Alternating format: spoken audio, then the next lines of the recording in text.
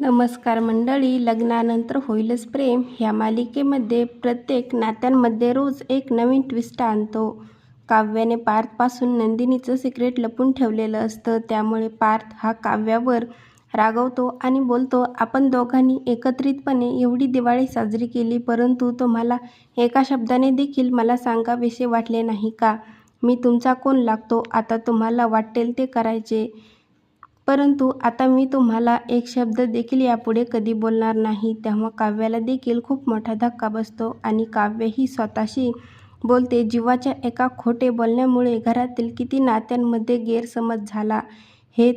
त्यानंतर आपण पाहतो की जीवा हा बाबांनी सांगितल्याप्रमाणे ऑफिसला जाऊ लागतो. तेव्हा नंदिनीला अतिशय दुःख होते व ती जीवाचा डबा हा त्याच्या हातामध्ये देत बोलते, मला माफ करा, माझ्यामुळे आज तुम्हाला तुमच्या मनाच्या विरुद्धामध्ये ऑफिसला जावे लागत आहे. तुम्हाला तुमच्या स्वप्नाप्रमाणे जगता येत नाही. तेव्हा जीवा हा नंदिनीला बोलतो, हे बघ नंदिनी, आपल्या दोघांपैकी जर एकाचे स्वप्न पूर्ण करायचे असेल तर मी कधीही तुझ्या स्वप्नाची निवड करेल.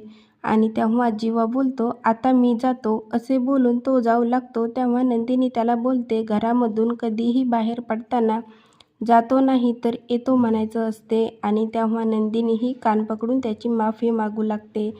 आता पुढील येणाऱ्या भागामध्ये जीवा हा आपले स्वप्न पूर्ण करू शकेल का नाही हे पाहणं खूपच मजेदार ठरणार आहे. लग्नानंतर होईलच प्रेम ह्या मालिकेचे नवनवीन अपडेट पाहण्यासाठी आपल्या चॅनलला लाईक करा, शेअर करा आणि सबस्क्राईब करायला विसरू नका.